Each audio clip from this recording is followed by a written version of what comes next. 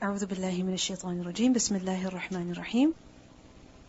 Lesson number 153, Surah Al-Kahf, ayah number 45 to 59.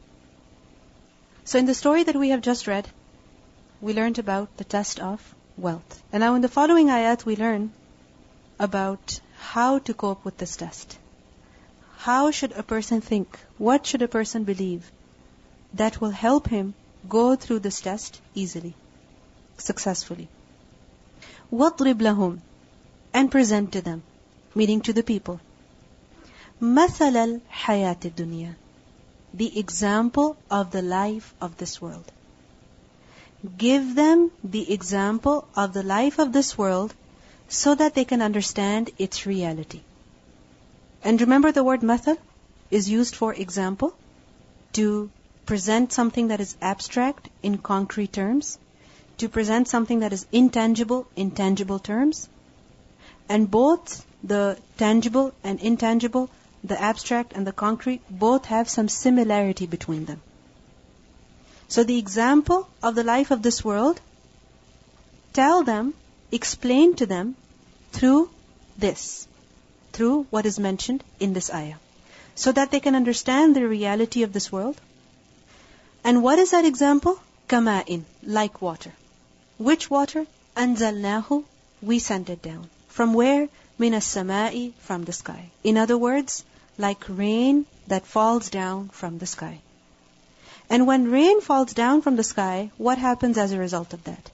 فَاخْتَلَطَ بِهِ, then it got mixed with it. What got mixed with it? نَبَاتُ الْأَرْضِ, the plants, the vegetation of the earth. اختلط, from the root letters خا, لام, طا.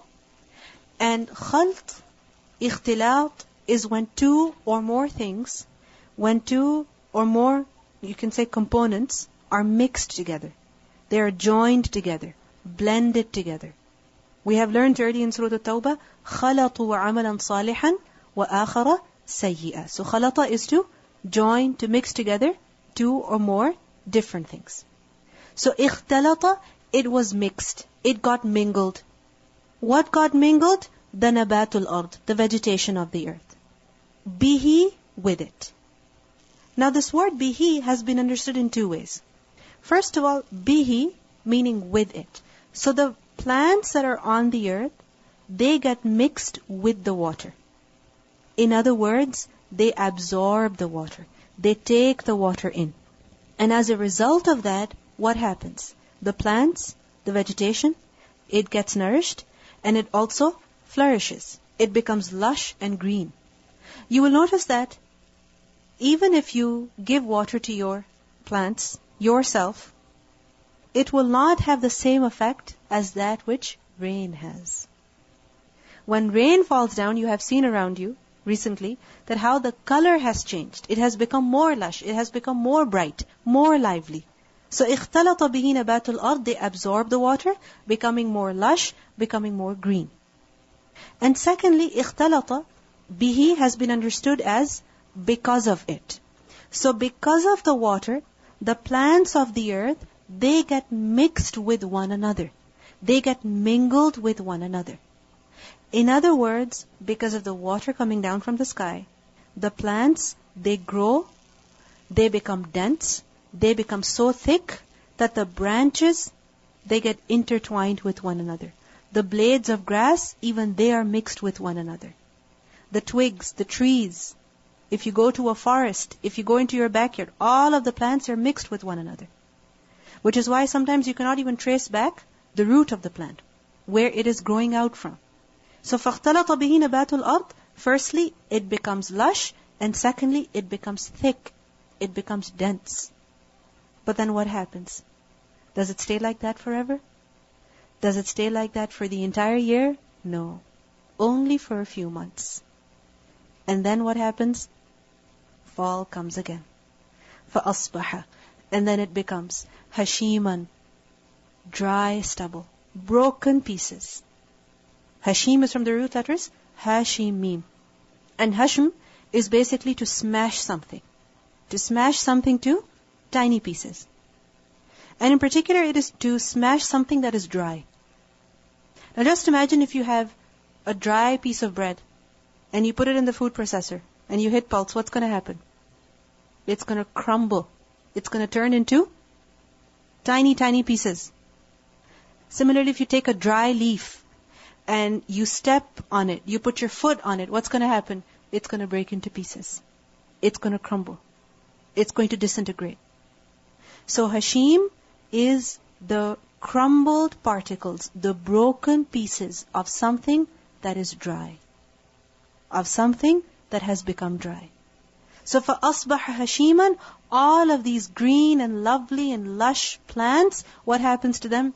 They become dry stubble. They turn into broken, crumbled particles that have absolutely no weight. They have lost their color. They have lost their beauty. They are into broken up bits now. And these broken up bits, what happens to them? تَذْرُوهُ الرِّيَاحُ. The winds, they spread them. They scatter them abroad.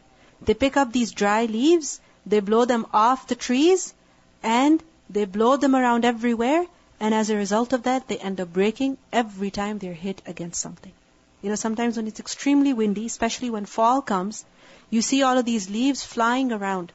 And each time they are blown, they hit against something, they break down further. They break down further.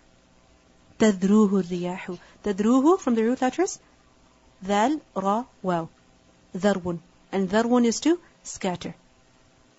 So the winds, they pick them up, they blow them, and they crumble them. They turn them into smaller and tinier pieces. وَكَانَ اللَّهُ, and Allah is ever عَلَى كُلِّ شَيْءٍ, upon everything. He is مُقْتَدِرًا, He is one who is capable. He is one who is all prevailing. He is the one who is all powerful. When He decides that fall should come, no one can resist that. When He decides that a plant should shed its leaves, and the leaves should be picked up by the wind and blown everywhere and broken into tiny pieces, no one can stop that. Because وَكَانَ اللَّهُ عَلَى كُلِّ شَيْءٍ مُقْتَدِرًا. Muqtadir is one who has iqtidar. And iqtidar is absolute authority, ability, perfect ability, supreme authority that none can resist, none can avoid, none can question. وَكَانَ اللَّهُ عَلَى كُلِّ شَيْءٍ مُقْتَدِرًا. He is capable of putting an end to what exists.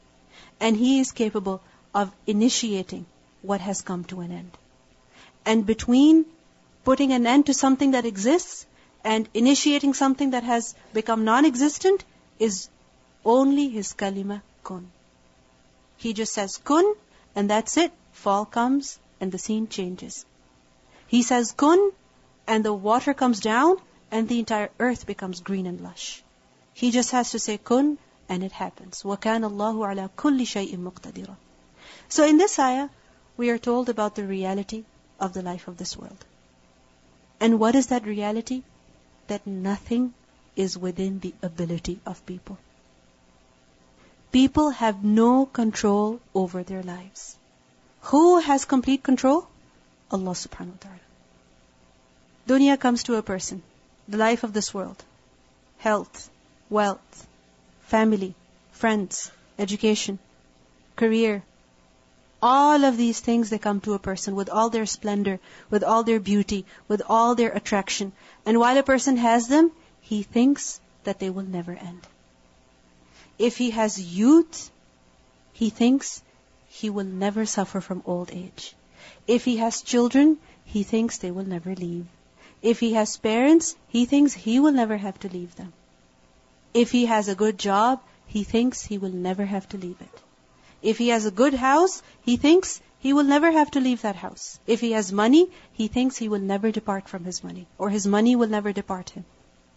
This is what he thinks. When he has it, he thinks he will have it forever. But sooner or later, what happens? Either what he has comes to an end, or he comes to an end.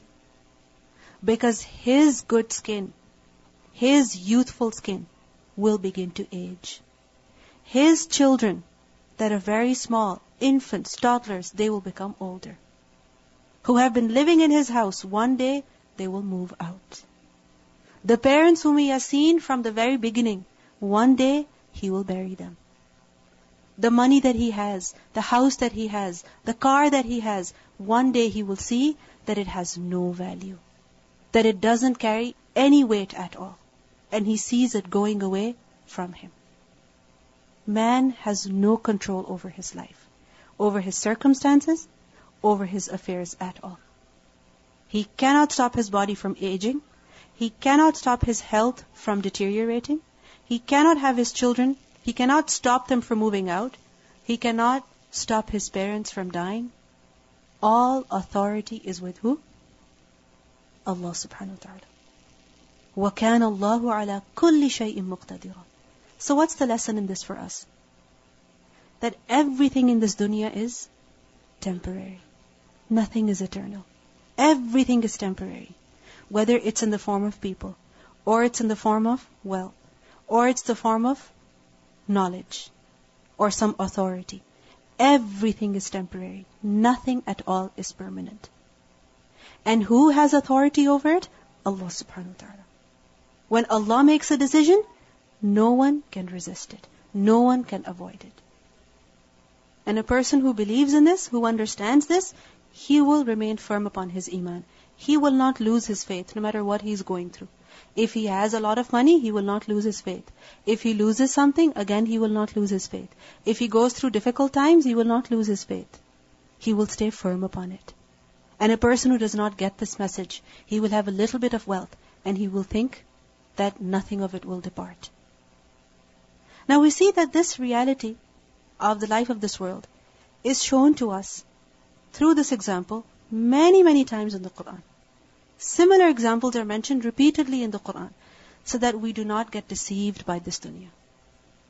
We do not cling to it. We do not hold on to it. We do not try our utmost to just preserve this dunya. But still, what is amazing is that we are deceived. We are holding on to it. We are clinging to it with all of its sorrows and griefs and its pleasures and its comforts. But the fact is that the comfort and the pleasure of this life is less, it is little, it is temporary. We learn in Surah Al-Hadid, ayah number 20, Allah subhanahu wa ta'ala says, اِعْلَمُوا أَنَّمَا الْحَيَاةُ الدُّنْيَا لَعِبٌ وَلَهْوٌ وَزِينَةٌ وَتَفَاخُرٌ بَيْنَكُمْ وَتَكَاثُرٌ فِي الْأَمْوَالِ وَالْأَوْلَادِ. Know that the life of this world is nothing but amusement and diversion and adornment and boasting to one another and competition in increase of wealth and children. كَمَثَلِ غَيْثٍ أَعْجَبَ الْكُفَّارَ نَبَاتُهُ ثُمَّ يَهِيجُ فَتَرَاهُ مُصْفَرًّا. Like the example of a rain whose resulting plant growth pleases the tillers, but then it dries and you see it turned yellow. ثُمَّ يَكُونُ حُطَامًا. Then it becomes scattered debris. وَفِي الْآخِرَةِ عَذَابٌ شَدِيدٌ وَمَغْفِرَةٌ مِّنَ اللَّهِ. And in the hereafter is severe punishment, or it is forgiveness from Allah. وَرِضْوَانٌ and approval. وَمَا الْحَيَاةُ الدُّنْيَا إِلَّا مَتَاعُ الْغُرُورِ. And what is the worldly life except the enjoyment of delusion?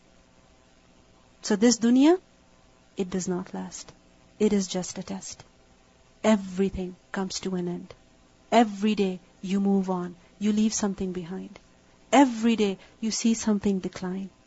You see someone pass away. Every day you feel that you're losing someone. You're losing something.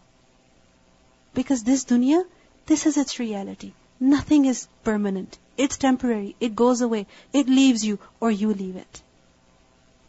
Al-malu wal-banuna. The wealth and children. What are they? Zinatul hayati dunya.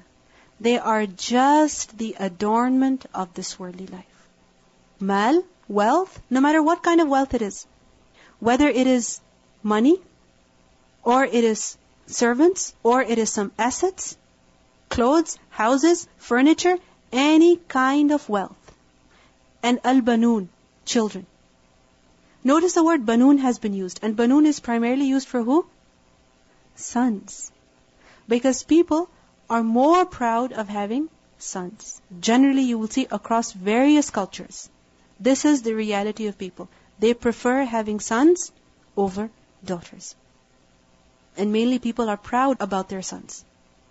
So, al-malu wal-banoon, wealth and sons, what are they?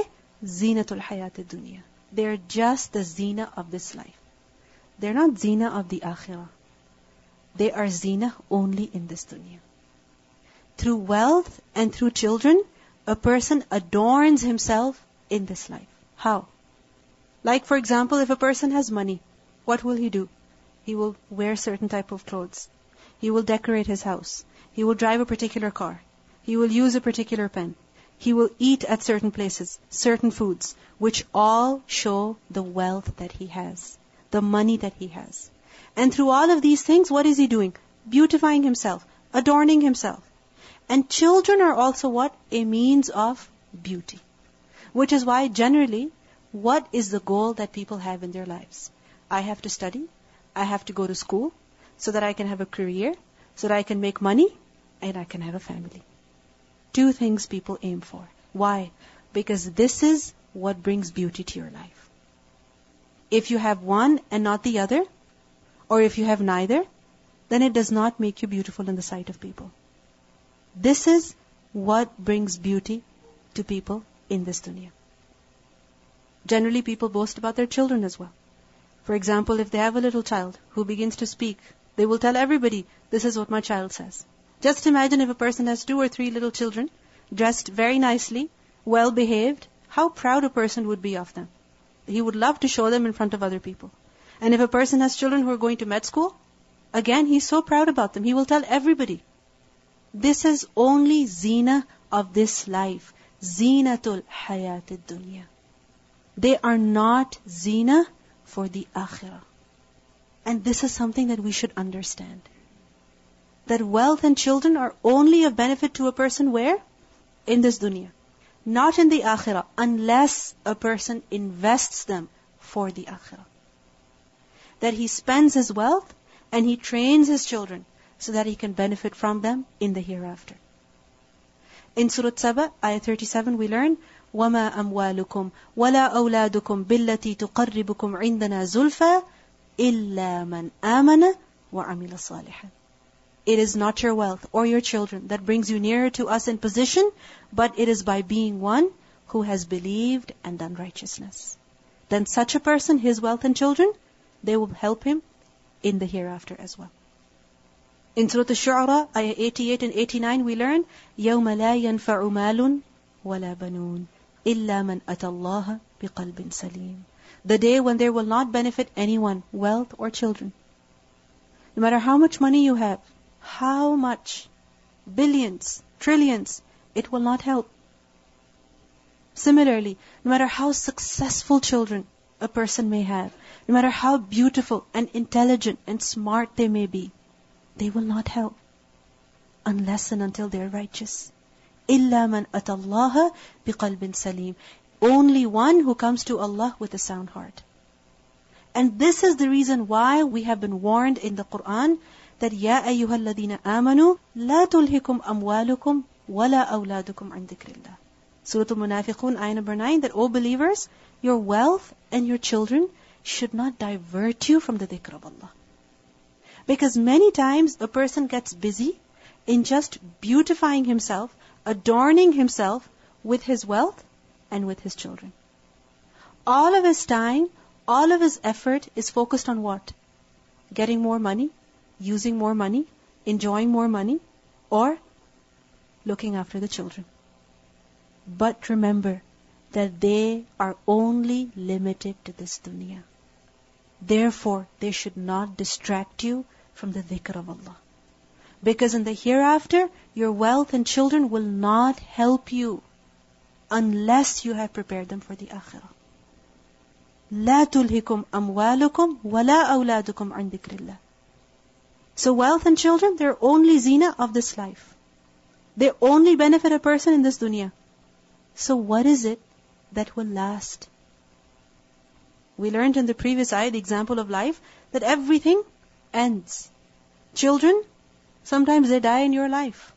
Sometimes they move away from you. They move on with their lives. They leave you. Wealth even, it leaves you.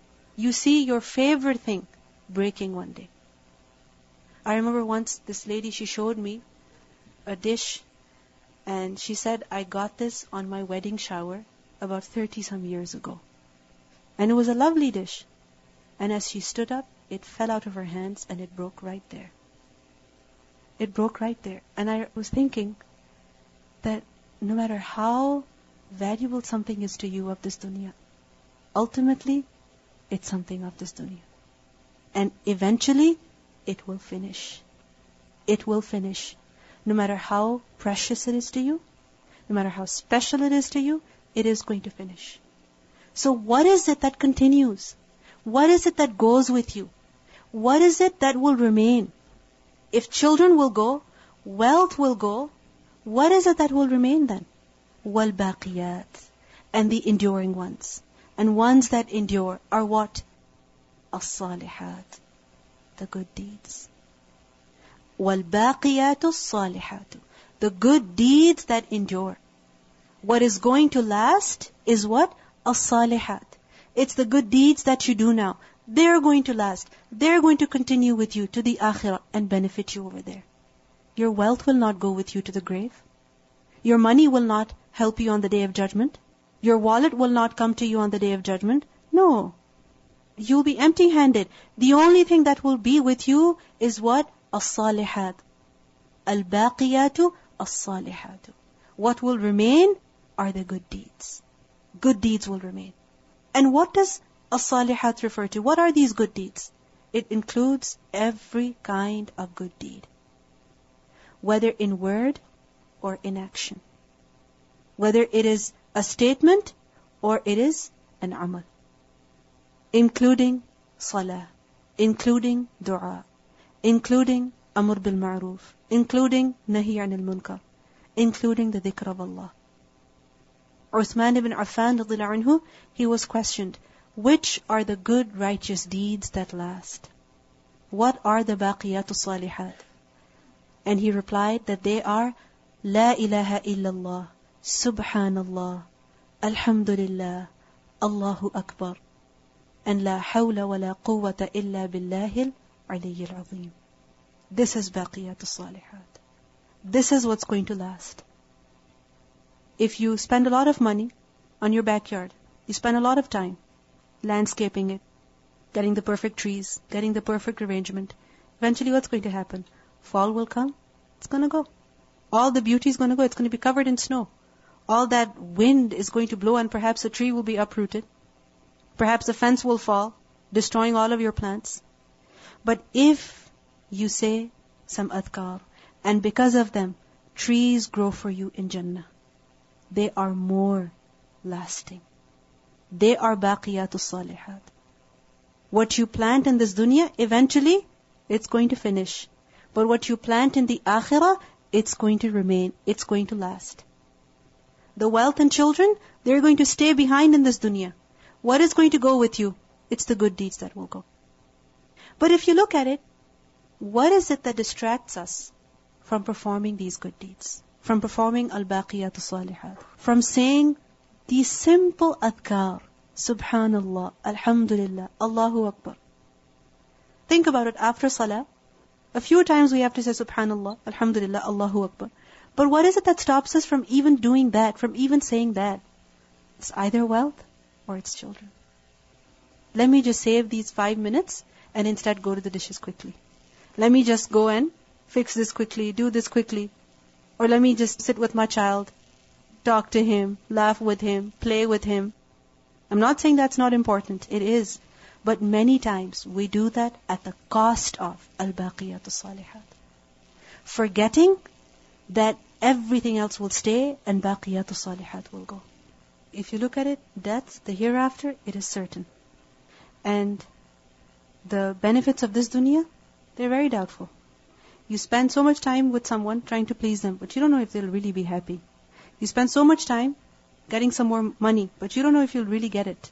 You don't know if you will really be able to enjoy it. But still, how much of our time goes on that which is for sure, and that which is doubtful. وَالْبَاقِيَاتُ الصَّالِحَاتُ خَيْرٌ عِنْدَ رَبِّكَ ثَوَابًا. They are better in the sight of your Lord in terms of thawab, in terms of reward. وَخَيْرٌ أَمَلًا, and better in hope. Amal is from the root letters Hamza, Mim, Lam. And remember that amal is such hope about which there is a possibility of its fulfillment. It's quite possible that it may be fulfilled. You hope that it will be fulfilled. So وَخَيْرٌ أَمَلًا, meaning the baqiyatu salihat, the good deeds, the enduring good deeds, they are better in the sight of Allah in terms of reward. Allah will reward a person for his baqiyatu salihat. وَخَيْرٌ أَمَلًا, and this is worthy of being hoped for. This is something that a person should hope for. What a person should hope for, what a person should expect, is not only wealth and children, but what should he hope for? Reward in the hereafter. And how can he hope for that? By doing some baqiyatu salihat. If a person hopes and desires dunya, even if he gets it, eventually what's going to happen? It's going to finish. It's going to go away. It's going to decline. It's going to die. But if a person does baqiyatu salihat, and he hopes reward, then inshallah, Allah has promised. And that is much better. خَيْرٌ عِنْدَ رَبِّكَ ثَوَابًا وَخَيْرٌ أَمَلًا. If you look at it, in times of difficulty and need, a person hopes that his wealth will aid him. A person hopes that his children will aid him. But in the hereafter, what is it that will aid a person? Is it wealth and children? No. It's the baqiyatu salihat. This is where a person should put his hope. This is what a person should be relying upon. Not wealth and children, but rather good deeds. Recitation.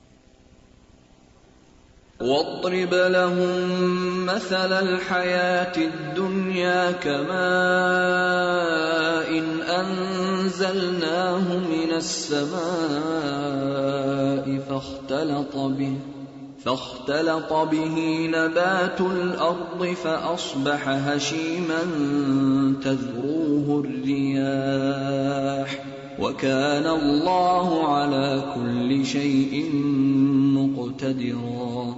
المال والبنون زينة الحياة الدنيا والباقيات الصالحات خير عند ربك ثوابا وخير أملا. If you look at it, it's wealth and children that weaken a person. We learned earlier that children, they make a person bakhil, and also they make him stingy, and they also make him a coward. And this is very true.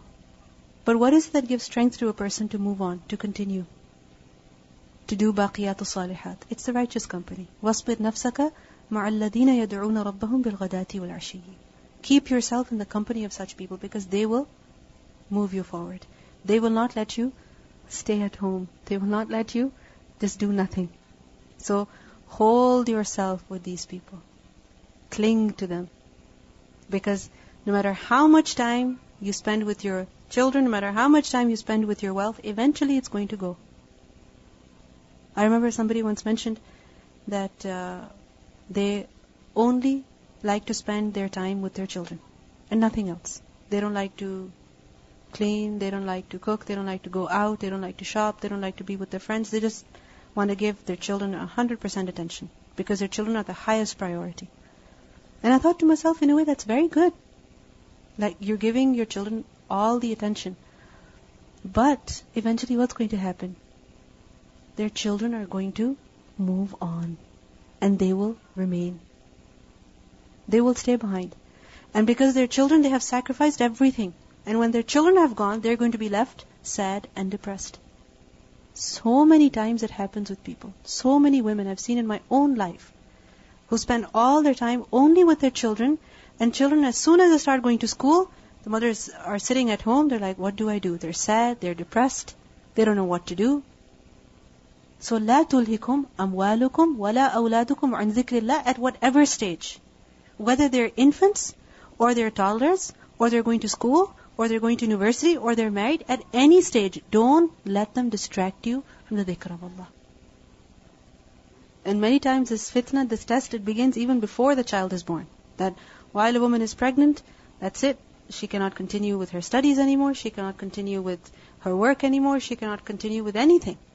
It's as though she has become ill, she has become sick, and she cannot do anything at all. Yes, it's difficult. But لَا تُلْهِكُمْ أَمْوَالُكُمْ وَلَا أَوْلَادُكُمْ عَنْ ذِكْرِ اللَّهِ. It's just a phase, and you're being tested. At this point, with regards to baqiyatu salihat, a person has to become selfish. He has to give preference to the baqiyatu salihat over anything and everything. Because eventually, in the long run, what is going to benefit him? Al-baqiyatu salihat. You see that zina is something that is temporary. If you have jewelry, you want to renew it. If you have some degree, some certification, after some time you have to renew it. If you have some shoes, you have to get a new pair very soon. The zina, it keeps getting renewed again and again. This is a constant cycle in life.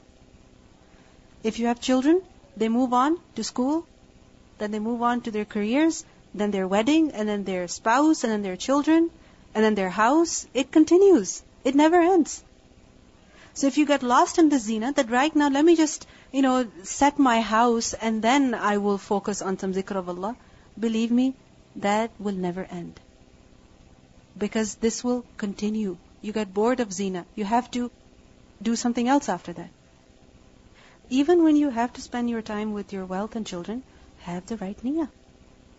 That when you're spending your time with your child, don't just look at the child and be happy, oh how cute, how nice, how good looking, how, smiling. Is that the only thing you see in the child? Think about how you can do his tarbiyah, what kind of things you can teach him, so that he can be an asset for you. He can be a sadaqah jariyah for you. So look at it this way. Instead of just bringing pleasure to your heart by spending time with the child and enjoying the child, spend that time and invest in that child so that he's of benefit in the akhirah. Even this time that you spend with your children enjoying, having fun, even that you can make it baqiyatu salihat. For example, instead of singing with the child random things, sometimes these phrases don't even make much sense. But if you sing something useful, like La ilaha illallah, then the child is also learning something. If you read the adkar, the child is also benefiting. He is learning. So get double benefit. But that can only be possible if your focus is baqiyatu salihat. If you remember that this time spent with the child or with my money will eventually go. This child will go, this money will go. If I take use of the moment and I do some baqiyatu salihat, that's going to help me, that's going to help my child. It's only possible when the focus is on baqiyatu salihat. Using it in the right way is a means of benefit to a person. Way is a means of benefit to a person. Way is a means of benefit to a person. Way is a means of benefit to a person. Way